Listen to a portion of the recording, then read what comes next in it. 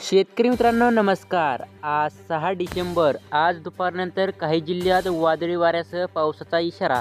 पण आज काही जिल्ह्यात सकाळपासूनच हवामानात अचानक मोठा बदल होऊन काही ठिकाणी पावसाच्या सरी कोसळत आहे. तसेच बीड, नाशिक, अहमदनगरचा काही भाग, जालन्यामध्ये देखील जाफराबाद, अंबड या ठिकाणी बहुतांश ठिकाणी अवकाळी पावसाने झोडपला आहे. ज्वारी, गहू, हरभरा अशा पिकांना जीवनदान मिळालं आहे. कारण ज्या ठिकाणी पाण्याची व्यवस्था नाही त्या ठिकाणी हा पाऊस चांगला बरसला आहे. हवामान पुन्हा बदलले आहे. राज्यातील या जिल्ह्यात पावसाची शक्यता, तर काही ठिकाणी पावसाचा अलर्ट.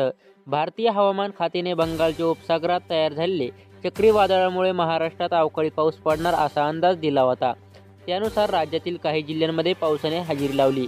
मध्य महाराष्ट्र, कोकण आणि मराठवाड्यातील दक्षिणेकडील जिल्ह्यांमध्ये गेल्या 3 ते 4 दिवसापासून हलक्या स्वरूपाचा पाऊस आहे.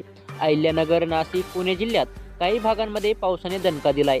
या भागात झालेल्या अवकाळी पावसामुळे शेती पिकाचे मोठ्या प्रमाणात नुकसान झाले आहे. फळबागाचे देखील नुकसान झाले आहे.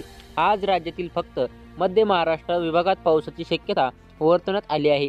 मराठवाड्यातील देखील काही ठिकाणी मेघगर्जना आणि विजांच्या कडकडासह काही ठिकाणी हलक्या पावसाचा अंदाज दिला आहे. तसेच 7 डिसेंबरपर्यंत राज्यात अवकाळी पावसाचा अंदाज आहे. मराठवाड्यातील छत्रपती संभाजीनगर, जालना, बीड या ठिकाणी मेघगर्जनेसह तुरळक ठिकाणी पावसाची शक्यता आहे. नाशिक, जाफराबाद या ठिकाणी देखील पावसाचा अंदाज आज देण्यात आला आहे. असेच नवीन अपडेट मिळवण्यासाठी आपल्या चॅनलला सबस्क्राईब करा. धन्यवाद.